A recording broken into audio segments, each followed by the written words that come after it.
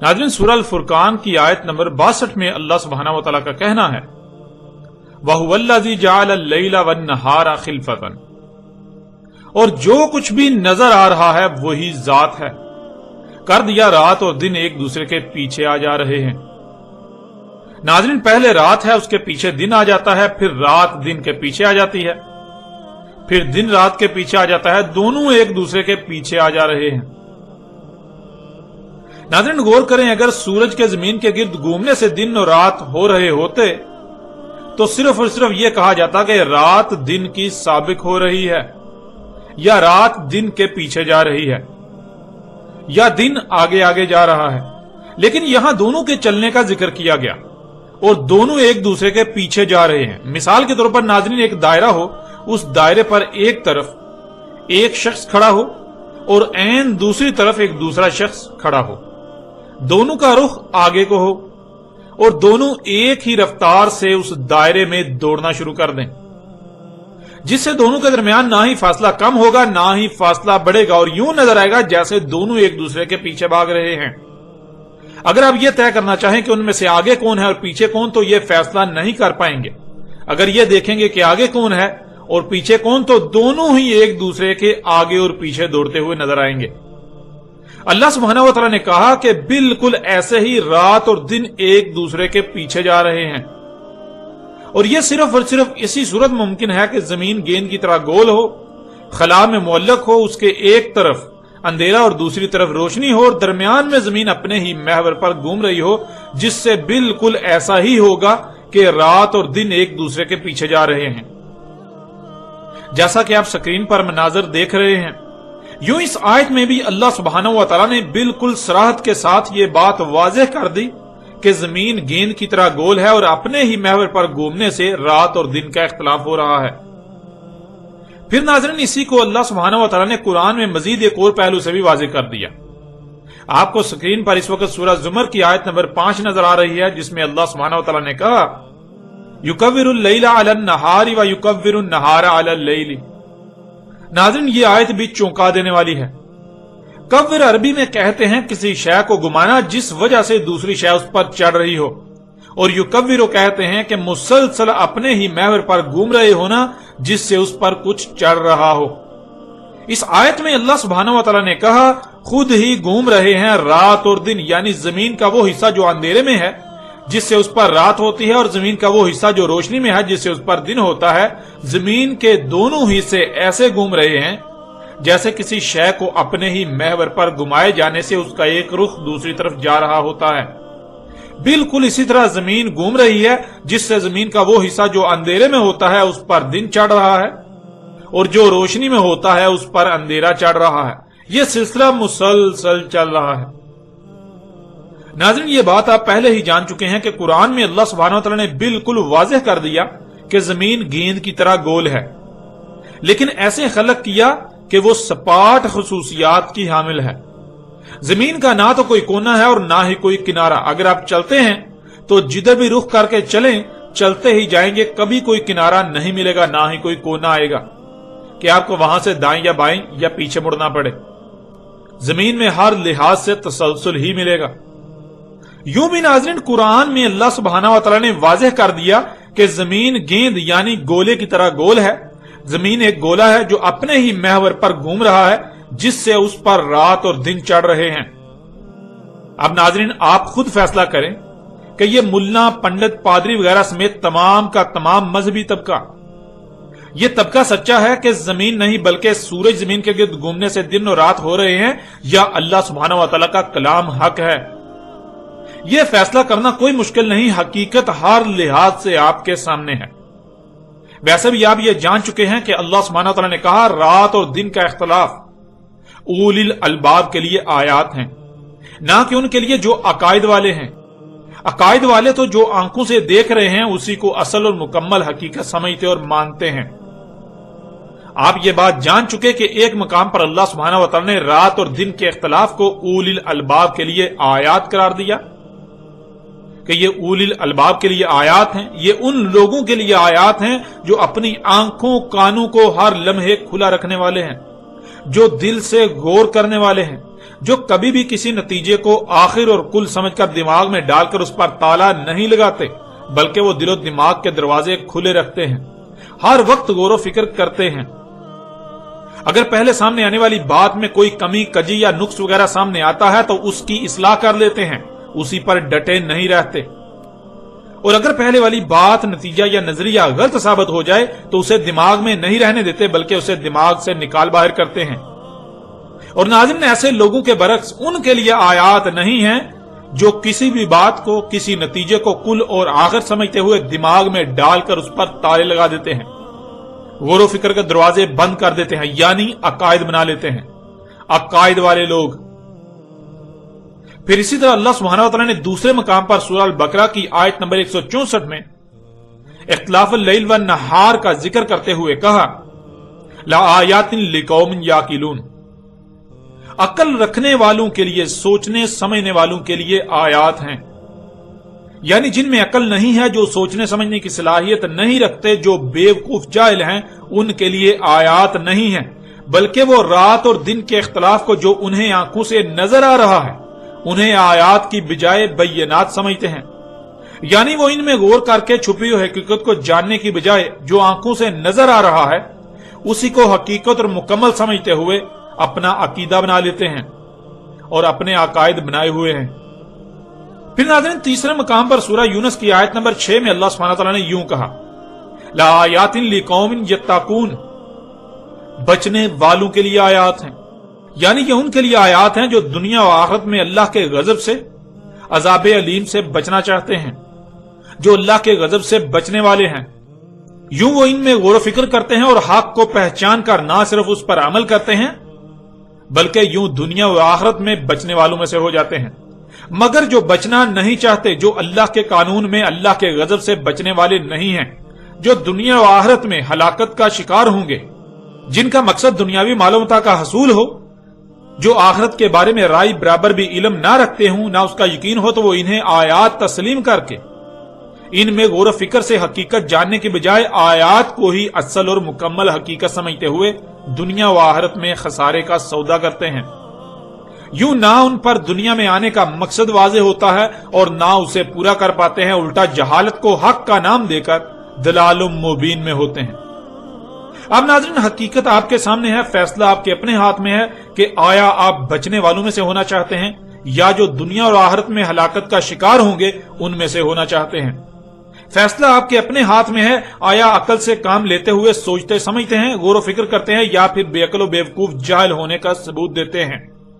फैसला आपके अपने हाथ में है कि आया आप अपने आंख कान दिलो दिमाग खुले रखते हैं और उलिल अलबाब में शुमार होते हैं, या फिर बंद और बुट दिमाग जो अबाओ अजदाद से नस्ल दर नस्ल मुंतकिल हुआ, उन्हीं अकायद के हामिल अल्लाह के कानून में शरत दुआब साबित होते हैं, बंदर और खंजीर साबित होते हैं। यह फैसला आपके अपने इख्तियार में है। बढ़ते हैं नाज़रीन आगे और इनके सूरज, चांद, जमीन, रात और दिन के इख्तिलाफ के हवाले से बाकी नजरियात को भी आपके सामने रखते हैं और इनके अकायद और नजरियात के बरक्स अल्लाह सुब्हानहू व तआला ने कुरान में क्या हकायक बयान किए वो भी खोल खोल कर आपके सामने रखते हैं। नाज़रीन, इनका कहना है कि जमीन का एक ही मशरिक है और एक ही मगरिब, यानी इनके मुताबिक जो इनके अकायद हैं, इनका अकीदा यह है कि जब सूरज तुलू होता है तो पूरी दुनिया के लोगों पर बैक वक्त तुलू होता है। यूं पूरी दुनिया के लोगों के लिए एक ही मशरिक साबित होता है, एक ही मशरिक है, और फिर पूरी दुनिया के लोगों पर एक ही वक्त में गुरूब होता है, यूं एक ही मगरिब बनता है। यानी इनका अकीदा यह है कि एक ही मशरिक है और एक ही मगरिब। लेकिन कुरान में अल्लाह सुब्हानहू व तआला ने इस बारे में क्या कहा, यह भी आपके सामने रखते हैं। इस वक्त आपको स्क्रीन पर सूरह रहमान की आयत नंबर 17 नजर आ रही है। उसमें अल्लाह सुब्हानहू व तआला का कहना है, रब्बुल मशरिकैन व रब्बुल मगरिबैन, रब है दो मशरिक और रब है दो मगरिब, मशरिकैन और मगरिबैन। अल्लाह सुब्हानहू व तआला ने बिल्कुल खोलकर दो टोक अल्फाज में वाज़ेह कर दिया بالکل واضح الفاظ میں کہا کہ ایک ہی مشرق اور ایک ہی مغرب نہیں بلکہ دو مشرق ہیں اور دو ہی مغرب ہیں۔ ناظرین غور کریں، ان کے عقیدے کے مطابق تو سورج ایک ہی مخصوص مقام سے طلوع ہوتا ہے اور ایک ہی مخصوص مقام پر جا کر ڈوب جاتا ہے، یعنی ایک ہی مشرق اور ایک ہی مغرب۔ لیکن اللہ سبحانہ و تعالیٰ نے ان کے اس عقیدے کا رد کرتے ہوئے یہ بات کہی کہ ایک نہیں بلکہ دو مشرق اور دو ہی مغرب ہیں۔ اور ناظرین جب قرآن میں اللہ سبحانہ و تعالیٰ نے دو مشرق اور دو مغرب کا ذکر کیا، جب یہ بات سامنے آئی تو قرآن پر ایمان لانے کے دعوے داروں کی اکثریت نے مشرقین اور مغربین کی طرح طرح کی تعویلات کی، لیکن اس کے باوجود یہ لوگ اپنے مقاصد میں ناکام رہے۔ کوئی ایک بھی شخص ایسا نہیں ہوا کہ جو اس کا جواب دے سکا، کیونکہ قرآن نہ صرف مشرقین اور مغربین، دو مشرق اور دو مغرب کی بات کرتا ہے، بلکہ قرآن مشارق و مغارب، بہت سی لاتعداد مشرق اور بہت سی لاتعداد مغرب کی بات کرتا ہے، جیسا کہ آپ ان آیات میں دیکھ سکتے ہیں۔ سورہ الاعراف آیت نمبر 137 مشارق الارض و مغاربہا، سورہ صافات آیت نمبر 5 ورب المشارق، سورہ المعارج آیت نمبر 40 برب المشارق و مغارب۔ ناظرین آپ نے دیکھا قرآن میں 3 مقامات پر لفظ مشارق اور 2 مقامات پر لفظ مغارب کا استعمال ہوا۔ قرآن میں مشارق کا لفظ 3 بار استعمال ہونا یہ انتہائی حکمت سے لبریز ہے۔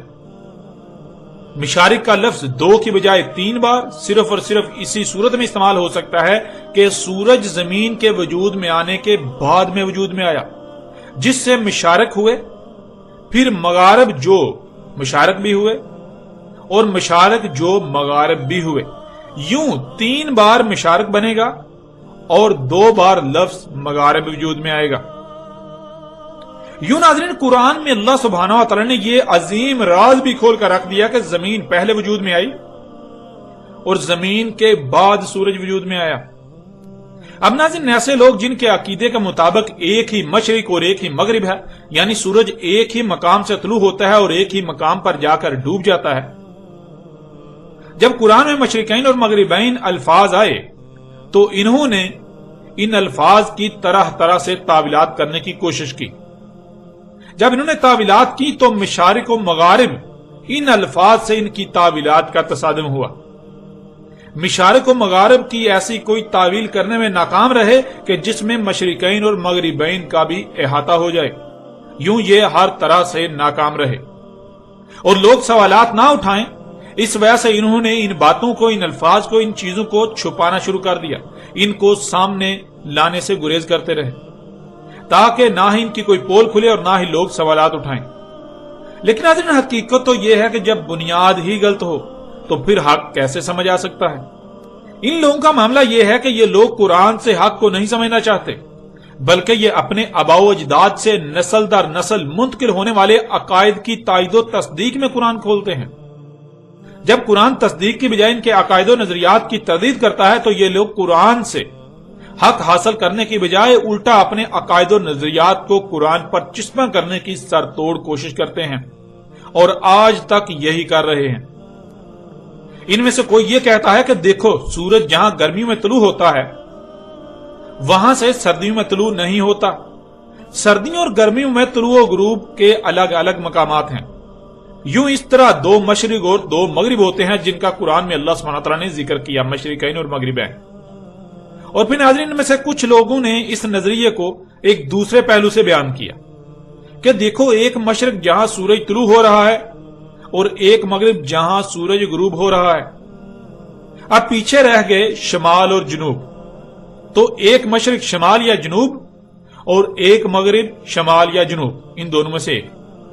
تو یوں شمال اور مشرق 2 مشرقین اور مغرب اور جنوب 2 مغربین، اس طرح سے انہوں نے تعویلات کی۔ لیکن ناظرین قرآن ان کے ایسے بےہودہ دلائل کو اس وقت جڑ سے اکھاڑ کر پھینک دیتا ہے اور ان کو منہ کی کھانی پڑتی ہے جب قرآن مشرق اور مغرب یعنی ایک ہی مشرق اور ایک ہی مغرب کا ذکر کرتا ہے۔ قرآن ایک ہی مشرق اور ایک ہی مغرب کو مشرقین اور مغربین اور قرآن ایک ہی مشرق اور ایک ہی مغرب کو مشرقین اور مغربین کے علاوہ مشارق و مغارب بھی قرار دیتا ہے، یعنی بہت سی لاتعداد مشرقیں اور بہت سی لاتعداد مغربیں۔ جیسا کہ آپ سکرین پر ان آیات کو دیکھ سکتے ہیں جن میں صرف اور صرف ایک ہی مشرق اور ایک ہی مغرب کا بالکل واضح الفاظ میں ذکر موجود ہے۔ ناظرین، قرآن میں 6 مقامات پر لفظ مشرق اور 6 مقامات پر لفظ مغرب کا استعمال ہوا ہے، جیسا کہ آپ آیات کو سکرین پر دیکھ رہے ہیں۔ سورہ البقرہ آیت نمبر 115 وَلِلَّهِ الْمَشْرِقُ وَالْمَغْرِبُ، سورہ البقرہ کی آیت نمبر 142 قُلِ اللَّهِ الْمَشْرِقُ وَالْمَغْرِبُ، سورہ البقرہ کی آیت نمبر 177 177 قِبَلَ الْمَشْرِقِ وَالْمَغْرِبِ، سورہ البقرہ کی آیت نمبر 258 من المشرقی اور آگے جا کے من المغربی، سورہ شعراء کی آیت نمبر 28 رب المشرق والمغربی، اور پھر آخر میں سورہ المزمل کی آیت نمبر 9 رب المشرق والمغربی۔ ناظرین، آپ نے دیکھا کہ قرآن میں اللہ سبحانہ وتعالی نے نہ صرف ایک ہی مشرق اور مغرب کا ذکر کیا، بلکہ اللہ سبحانہ وتعالی نے اس ایک ہی مشرق اور ایک ہی مغرب کو مشرقین اور مغربین بھی کہا، پھر اسی ایک ہی مشرق اور ایک ہی مغرب کو مشارق اور مغارب بھی کہا۔ یوں جس طرح یہ لوگ 2 مشرقیں اور 2 مغربیں بنانے کی کوشش کرتے ہیں تو اپنے ہی عقیدے ایک ہی مشرق اور ایک ہی مغرب کا رد کر رہے ہوتے ہیں، اور پھر جب ایک کی بجائے 2 مشرقیں اور 2 مغربیں بنانے کی کوشش کرتے ہیں تو اسے بیک وقت ایک ہی مشرق اور ایک ہی مغرب ثابت نہیں کیا جا سکتا، کیونکہ جب انہوں نے مشرقین سے مراد 2 الگ الگ مشرقیں بنا دیں، الگ الگ مقامات بنا دیے، تو پھر وہ 2 الگ الگ مقامات کو ایک کیسے کہا جا سکتا ہے؟ قرآن میں ایک ہی مشرق و مغرب کو مشرقین و مغربین، پھر ایک ہی مشرق و مغرب کو مشارق و مغارب کہا گیا، یعنی بہت سی مشرقیں اور بہت سی مغربیں۔ ناظرین، اس کی حقیقت کیا ہے اسے آپ کے سامنے رکھتے ہیں۔ آپ یہ بات پیچھے جان چکے ہیں کہ اللہ سبحانہ و تعالی نے بالکل واضح کر دیا کہ زمین گیند کی طرح گول ہے، اور آپ یہ بھی جان چکے کہ رات اور دن کا اختلاف کیسے ہو رہا ہے، رات اور دن کیسے آ جا رہے ہیں۔ رات اور دن سورج کے زمین کے گرد گھومنے کی وجہ سے نہیں، بلکہ زمین کے اپنے ہی محور پر سورج پر گھومنے کی وجہ سے آ جا رہے ہیں۔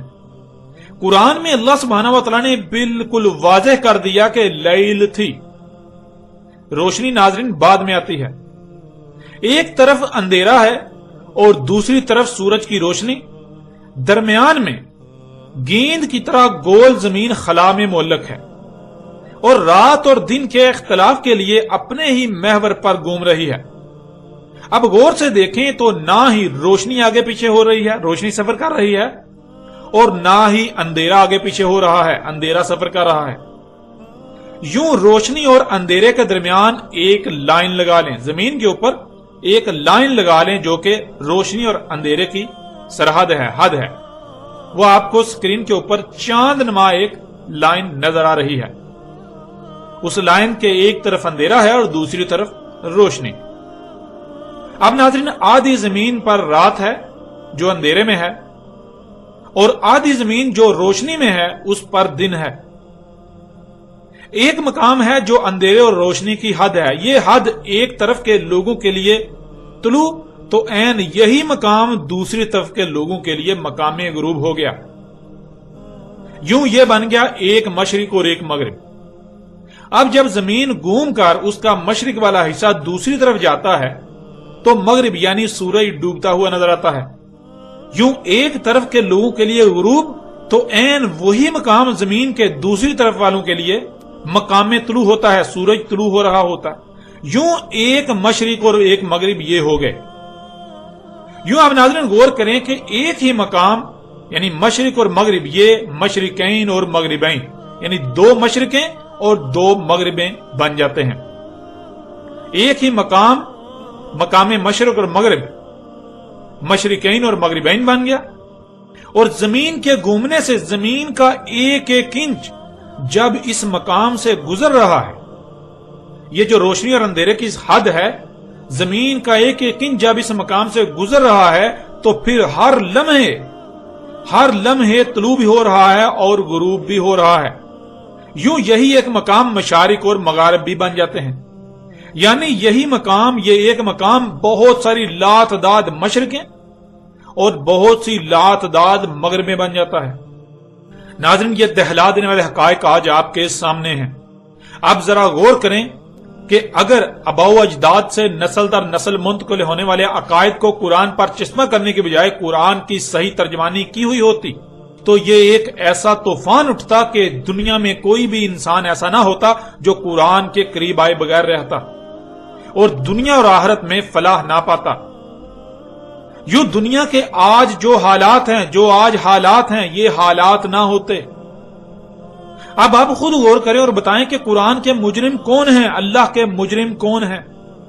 وہ کون لوگ ہیں جو قرآن کے ترجمان بنے ہوئے ہیں حالانکہ وہ اس کے اہل نہ تھے، جنہوں نے صحیح ترجمانی کرنے کے بجائے اپنے آباء و اجداد سے نسل در نسل منتقل ہونے والے خود ساتہ عقائد و نظریات کو قرآن پر تھوپنا شروع کر دیا، قرآن پر تھوپتے رہے اور آج بھی تھوپ رہے ہیں۔ قرآن کو اپنے من پسند تراجم و تفاسیر کی صورت میں بگاڑنے کی بھرپور کوشش کی اور آج تک کر رہے ہیں۔ ناظرین، یہ کون لوگ ہیں؟ حقیقت آپ کے سامنے ہے۔ علماء کے نام پر اللہ کے دشمنوں کی حقیقت آج آپ کے سامنے ہے، جنہیں نہ تو لفظ دین کا علم ہے اور نہ ہی لفظ اسلام کا علم، اور زمین پر اللہ کے ترجمان بن کر انسانیت کی رہنمائی کے دعوے دار بن کر بڑی بڑی مسند پر براجمان ہیں اور انسانیت کو گمراہ کرنے میں کوئی کسر نہیں چھوڑ رہے۔ یہ انسانیت کے ساتھ، تمام مخلوقات کے ساتھ، یہ اللہ کے ساتھ دشمنی کرنے میں کسی بھی حد تک جانے سے گریز نہیں کر رہے۔ اور ناظرین، آج نہ صرف یہ دہلا دینے والے، چونکا دینے والے حقائق آپ کے سامنے ہیں، بلکہ ان علماء کے نام پر انسانیت کے دشمنوں کی حقیقت بھی آپ کے سامنے ہے۔ اور ناظرین، یہی اس وقت محمد رسول اللہ علیہ السلام نے کہا تھا کہ سورج جہاں غروب ہو رہا ہے وہیں سے طلوع ہو رہا ہے، کیونکہ ایک ہی مشرق اور ایک ہی مغرب نہیں ہے بلکہ دو مشرقیں اور دو مغربیں ہیں۔ جہاں سے آپ کے لیے طلوع ہو رہا ہوتا ہے عین وہی مقام دوسری طرف والوں کے لیے مقام غروب ہوتا ہے، اور جہاں سے آپ کے لیے غروب ہو رہا ہوتا ہے تو عین وہی مقام دوسری طرف والوں کے لیے مقام طلوع ہوتا ہے۔ ناظرین، یہی وہ راز تھا جس کے بارے میں محمد علیہ السلام نے کہا تھا کہ یہ الصاد کی پہلی آیات سے ہے۔ محمد علیہ السلام کے وقت کسی کو علم نہ تھا اس حقیقت کا سوائے اللہ کے رسول محمد رسول اللہ علیہ السلام کے اور ان کے چند خاص اصحاب کے۔ ناظرین، یہی وہ حقیقت تھی جس کے بارے میں رسول اللہ علیہ السلام نے کہا تھا کہ آج کوئی بھی اسے تسلیم نہیں کرے گا، لیکن کل کو جب یہ اپنی آنکھوں سے دیکھ لیں گے کہ جہاں یہ سورج کو طلوع ہوتا ہوا دیکھتے ہیں وہیں سے وہ غروب بھی ہو رہا ہوتا ہے ایک دوسری قوم پر، جہاں سے اسے غروب ہوتا دیکھتے ہیں وہیں وہ ایک دوسری قوم پر طلوع بھی ہو رہا ہوتا ہے، جب یہ اپنی آنکھوں سے دیکھ لیں گے تب یہ سارے کے سارے اس بات کو مان جائیں گے۔ اگر اس وقت آج سے 14 صدیاں قبل کسی کو بتایا جاتا، یہ حقیقت سامنے رکھی جاتی، تو اس وقت کوئی بھی نہ مانتا کہ ہم تو اپنی آنکھوں سے دیکھ رہے ہیں سورج سفر کر رہا ہے اور تم کہہ رہے ہو زمین گھوم رہی ہے، ایسا کیسے ہو سکتا ہے؟ لہذا اس وقت کوئی بھی نہ مانتا۔ اب بڑھتے ہیں ناظرین آگے، اور زمین، سورج، چاند، رات اور دن کے اختلاف کے حوالے سے ان کے مزید عقائد اور ان کی حقیقت آپ کے سامنے رکھتے ہیں۔ ان کا عقیدہ ہے کہ اللہ کا عرش آسمانوں میں ہے اور اللہ آسمانوں میں اپنے عرش پر بیٹھا ہوا ہے۔ عرش سے مراد تخت لیتے ہیں، جیسے کسی بادشاہ کا تخت ہوتا ہے جس پر بادشاہ بیٹھا ہے، یعنی تخت ایک مادی شے ہے۔ یوں تخت اگر مادی شے ہے تو ظاہر ہے ان کے مطابق اللہ بھی اس تخت پر بیٹھا ہوا زمین و آسمانوں سے الگ ایک مادی وجود ہے، مادی شے ہے جو زمین و آسمانوں سے الگ ہے۔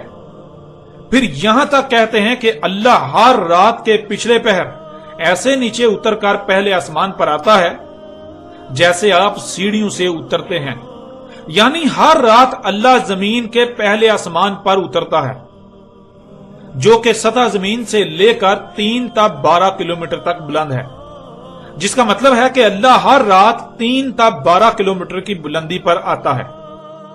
اور آپ نے یہ بات اکثر سنی ہوگی، باقاعدہ یہ کہا جاتا ہے کہ جو اللہ کے عرش کو آسمانوں میں تسلیم نہ کرے، جو اللہ کو آسمانوں میں اپنے عرش کے اوپر تسلیم نہ کرے، وہ مرتد، زندیق، کافر و مشرک ہے، یہاں تک کہ وہ واجب القتل ہے، اس کا قتل جائز ہے۔ اب ناظرین، سوال یہ پیدا ہوتا ہے کہ اگر ان کے یہ عقائد و نظریات سچے ہیں تو پھر قرآن کو اس پر خاموش رہنا چاہیے تھا، کیونکہ یہ عقائد تو قرآن کے نزول سے پہلے کے چلے آ رہے ہیں. یہ عقائد تو مشرکین عرب سمیت یہود و نصارہ کے تھے، اور آج بھی یہود و نصارہ کے یہی عقائد ہیں. اگر یہ سچے تھے تو قرآن کو ہر لحاظ سے اس موضوع پر خاموش رہنا چاہیے تھا، اور اگر قرآن اس پر خاموش نہیں رہتا تو اس کا مطلب بالکل صاف ظاہر ہے کہ قرآن ان کے ان باطل عقائد کو جڑ سے اکھاڑ پھینک رہا ہے اور ان کے برعکس حق کھول کھول کر واضح کر رہا ہے. اب ناظرین، ان کے عقائد و نظریات کے برعکس قرآن میں دیکھیں کہ اللہ سبحانہ و تعالیٰ نے اس بارے میں کیا کہا. اس وقت آپ کو سورہ ہود کی آیت نمبر 7 نظر آ رہی ہے. اس آیت میں اللہ سبحانہ و تعالیٰ کا کہنا ہے وَهُوَ الَّذِي خَلَقَ السَّمَاوَاتِ وَالْأَرْضَ فِي سِتَّةِ أَيَّامٍ وَكَانَ عَرْشُهُ عَلَى الْمَاءِ، اور جو کچھ بھی نظر آ رہا ہے وہی ذات ہے.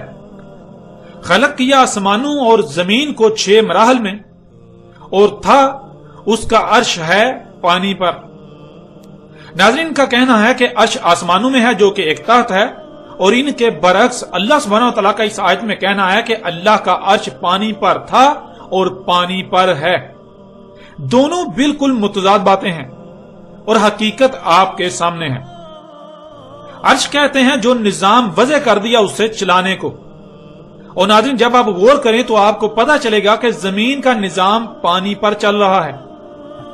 پانی زمین پر چلنے والے نظام میں بنیاد کی حیثیت رکھتا ہے. اللہ کا عرش پانی پر ہے، اس کا مطلب یہ ہے کہ اللہ نے زمین پر جو نظام وضع کیا، اللہ زمین پر جو نظام وضع کر کے چلا رہا ہے اس کی بنیاد پانی پر ہے. یہ سارے کا سارا نظام پانی پر چل رہا ہے. یہ جو موت و حیات ہو رہی ہے، نباتات نکل رہی ہیں، یہ جو بارشیں برس رہی ہیں، یہ سارا نظام چل رہا ہے، اس کی بنیاد پانی پر ہے. یہ سارے کا سارا نظام پانی پر کھڑا ہے، یہ نظام پانی پر چل رہا ہے. اور پھر ناظرین کا کہنا ہے کہ اللہ آسمانوں اور زمین سے الگ آسمانوں میں ہے. اب دیکھیں کہ اس بارے میں اللہ سبحانہ وتعالی کا کیا کہنا ہے. سورہ الحدید کی آیت نمبر 4 میں اللہ سبحانہ وتعالی کا کہنا ہے وَهُوَ مَعَكُمْ أَيْنَ مَا كُنْتُمْ، اور وہی ہے تمہارے ساتھ تم جہاں کہیں بھی ہو. یعنی تم جہاں کہیں بھی ہوتے ہو تو دیکھو وہاں کون ہے. جس کا وجود نظر آئے تو وہ اللہ ہی کا وجود نظر آئے گا. اور اسی کو اللہ سبحانہ و تعالی نے قرآن میں ایک اور پہلو سے بھی بالکل کھول کر واضح کر دیا.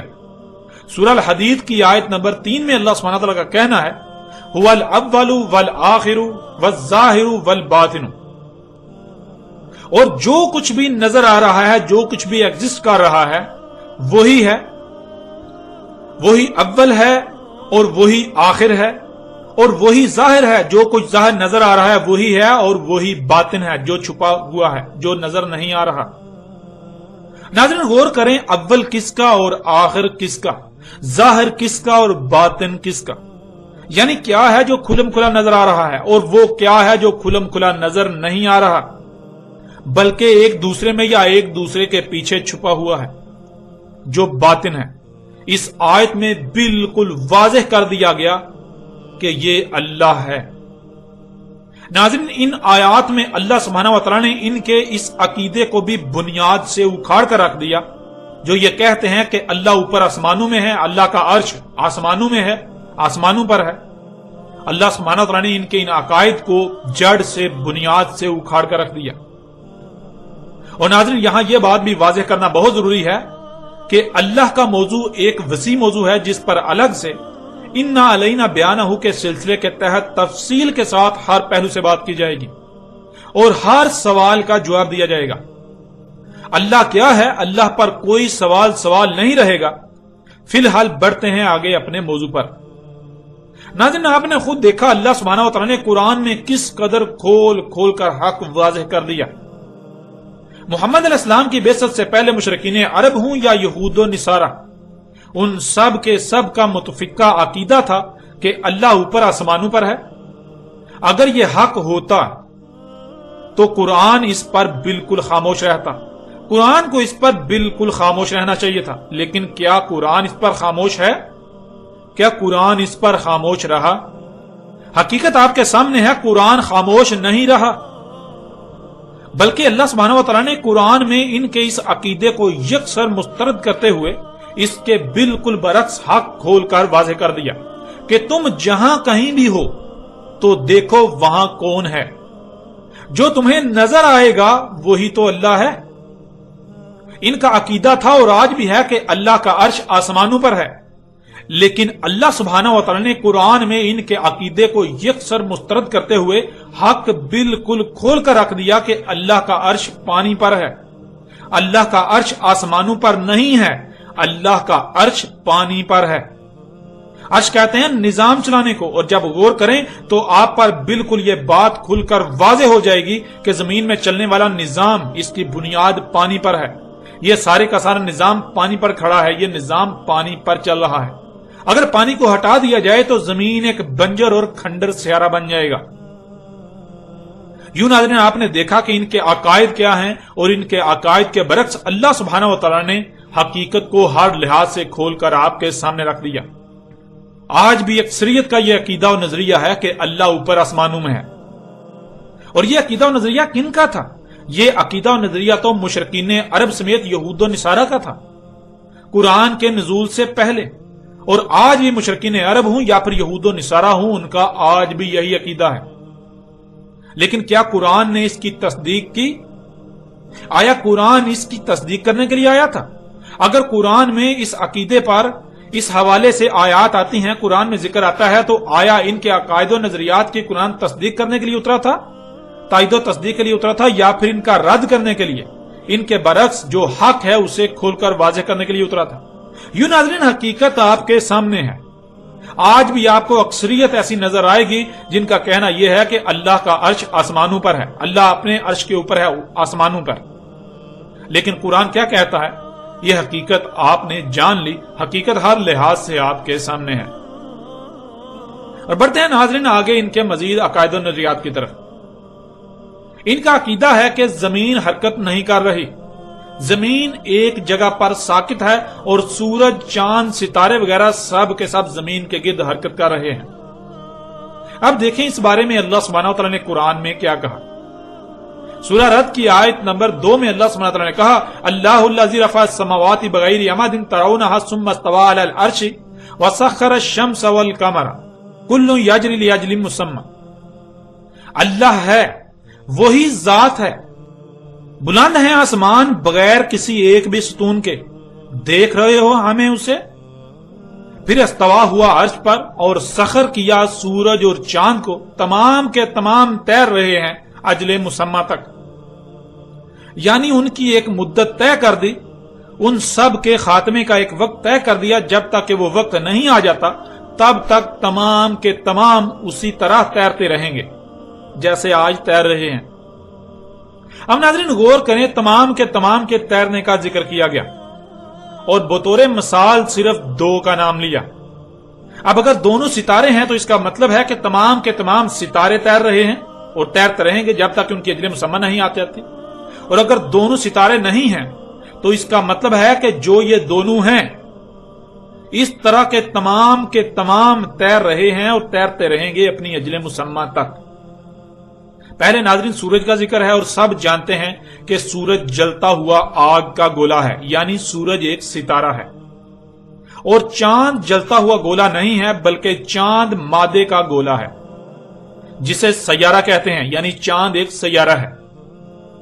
यूं नाज़रीन अल्लाह सुब्हानहू व तआला ने एक सितारे और एक सैयारे का जिक्र करते हुए तमाम के तमाम सितारों और सैयारों के अजले मुसम्मा तक तैरने का वाज़ेह अल्फाज में जिक्र कर दिया। अब अगर तो जमीन ना सितारा है ना ही सैयारा, तो फिर इस आयत में जमीन के तैरने का जिक्र नहीं है। और अगर जमीन इनमें से एक है तो फिर यह बात बिल्कुल वाज़ेह है कि जमीन भी अपने मदार में इंतहाई तेज रफ्तारी में सफर कर रही है। जमीन भी अपने मदार में तैर रही है अपनी अजले मुसम्मा तक। जब तक जमीन के खात्मे का वक्त नहीं आ जाता तब तक जमीन भी बाकी तमाम के साथ तैरती रहेगी। और यह बात हर कोई जानता है कि जमीन आग का गोला नहीं, यानी जमीन एक सितारा नहीं, बल्कि जमीन मादे का गोला, जमीन एक सैयारा है। जब जमीन एक सैयारा है तो फिर कुरान में अल्लाह सुब्हानहू व तआला ने जमीन के अपने मदार में तैरने का भी राज खोल कर आपके सामने रख दिया।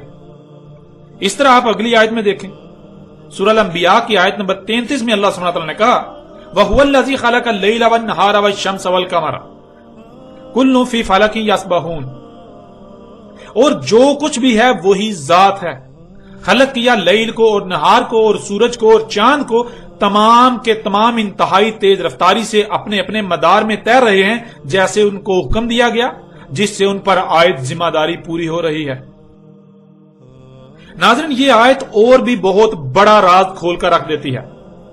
आप पीछे जान चुके हैं कि लैल और नहार का आना जाना, जमीन का अपने ही महवर पर घूमना। लैल आधी जमीन और नहार आधी जमीन, यूं ये पूरी जमीन बन जाती है। लैल और नहार को जमा करें तो ये पूरी जमीन बन जाती है। यूं आप आयत में देख सकते हैं, खलक़ल लैला वन नहारा वश्शम्सा वल क़मरा। लैला वन नहारा, लैल आधी जमीन, नहार आधी जमीन, यूं ये मुकम्मल जमीन बन गई। तो यहां मुकम्मल जमीन का जिक्र हो रहा है लैल और नहार की सूरत में, और आगे सूरज और चांद का जिक्र है। और फिर आगे कहा कुल्लु, तमाम के तमाम, यानी के जितने भी ऐसे हैं सितारे और सियारे, तमाम के तमाम जो हैं वो अपने अपने मदार में तैर रहे हैं इंतहाई तेजी से, जैसे उनको तैरने का हुक्म दिया गया, जिससे उन पर आयत जिम्मेदारी पूरी हो रही है। आप अपनी आंखों से आयत में देख रहे हैं लैल आधी जमीन और नहार आधी जमीन, यूं ये पूरी जमीन बन जाती है। लैल और नहार की सूरत में पूरी जमीन का जिक्र किया, इसके फौरी बाद सूरज और चांद का जिक्र किया गया। फिर कहा गया कि तमाम के तमाम अपने मदार में इंतहाई तेज रफ्तारी से तैर रहे हैं, यानी ना सिर्फ जमीन अपने ही महवर पर घूम रही है जिससे रात और दिन हो रहे हैं, बल्कि जमीन सूरज और चांद की तरह भी अपने मदार में इंतहाई तेज रफ्तारी से तैर रही है। और नाज़रीन, ऐसी कई आयात हैं कुरान में जिनमें अल्लाह सुब्हानहू व तआला ने सूरज, चांद समेत तमाम के तमाम सितारों और सैयारों के साथ जमीन के भी अपने मदार में तैरने का जिक्र किया, जैसा कि आप इस आयत में भी देख सकते हैं। सूरह लुकमान आयत नंबर 29, अलम तरा अन्नल्लाह यूलिजुल लैला फिन नहारी व यूलिजुन नहारा फिल लैली व सखर शम्स वल कमर कुल्लुन यजरी इला अजलिन मुसम्मा। क्या नहीं देखा, क्या नहीं देख रहे?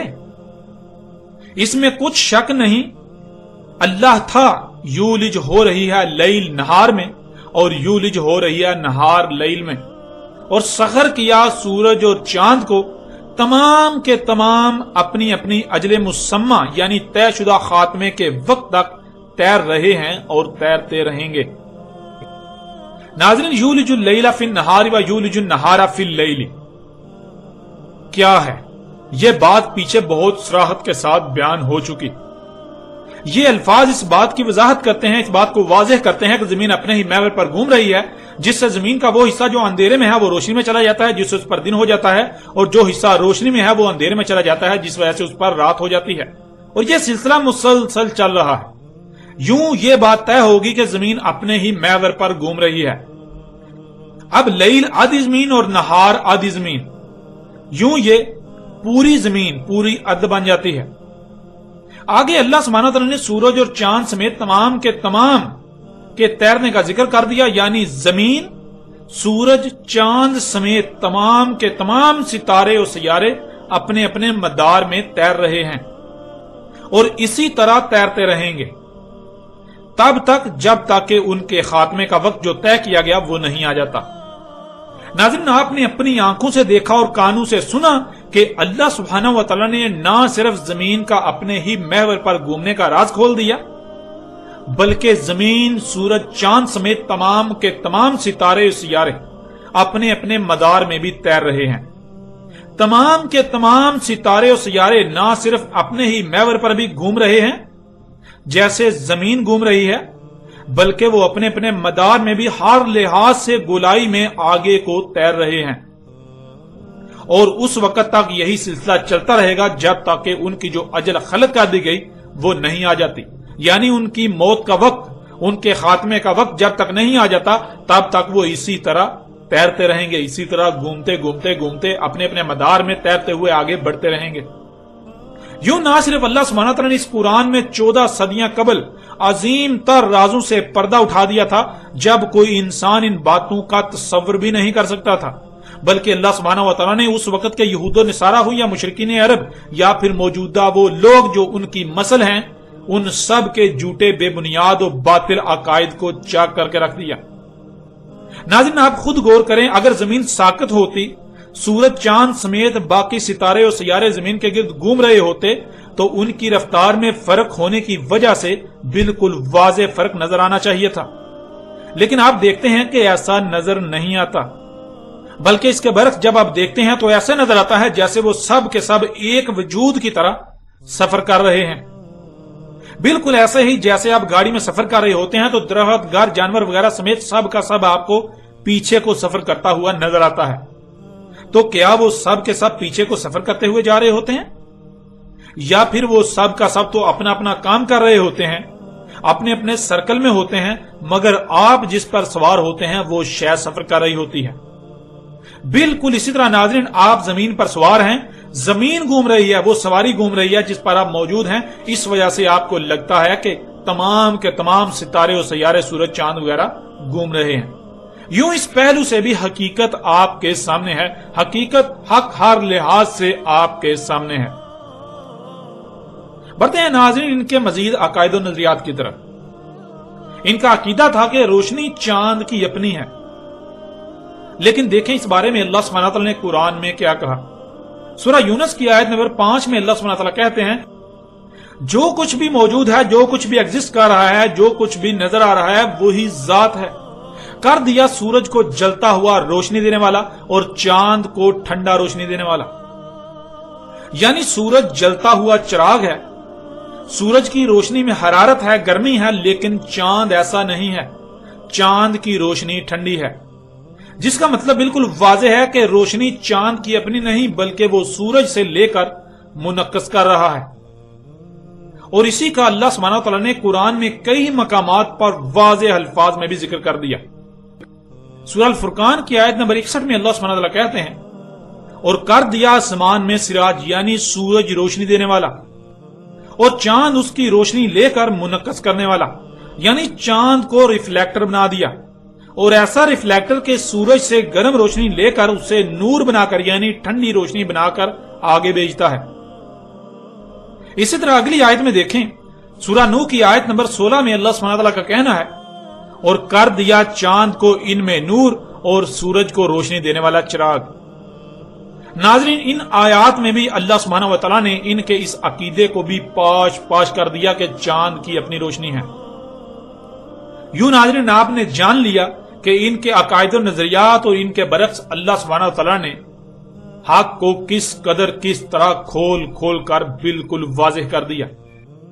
آپ ناظرین حیران کن اور چونکا دینے والی بات تو یہ ہے کہ قرآن میں اللہ سبحانہ و تعالیٰ کی طرف سے مشرکین عرب اور یہود و نصارہ کے اس باطل عقیدے کو پاش پاش کر دینے سے اور حق بالکل کھول کھول کر رکھ دینے سے چاہیے تو یہ تھا کہ اپنے آباء و اجداد کے ان باطل عقائد کو ترک کر دیا جاتا جو نسل در نسل چلتے آ رہے ہیں، لیکن آج یہود و نصارہ سمیت خود کو امت مسلمہ کہلوانے والوں نے الٹا قرآن کی طرف سے کھولے جانے والے حقائق پر اعتراضات داغنا شروع کر دیے۔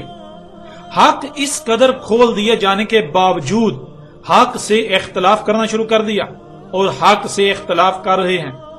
مذہبی طبقے کی اکثریت بالخصوص عرب دنیا کے سلفی مکتبہ فکر کے علماء کے نام پر جو حالات اور بر صغیر کی نامور شخصیات جن میں سر فہرست بریلوی فرقے کے بانی احمد رضا خان بریلی نے انتہائی مضحکہ خیز اعتراضات اٹھائے، ان علماء کے نام پر جو علامہ سعودی عرب کے ملا اس معاملے میں سب سے آگے آگے تھے اور آج بھی سب سے آگے آگے ہیں۔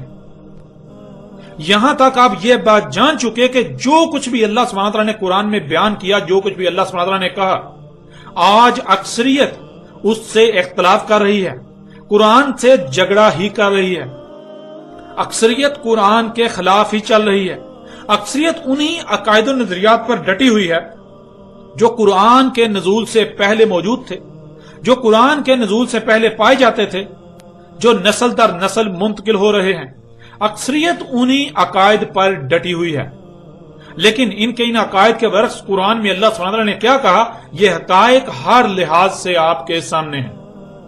قرآن میں اللہ سبحانہ وتعالی کی طرف سے حق بالکل کھول کھول کر واضح کیے جانے کے باوجود حق تسلیم کرنے کی بجائے ان لوگوں نے جو اختلاف کیا، جو اعتراضات اٹھائے اور آج بھی اٹھا رہے ہیں، آئندہ ہم ان اعتراضات کو آپ کے سامنے رکھیں گے اور ان اعتراضات کی حقیقت بھی چاک کر آپ کے سامنے رکھیں گے۔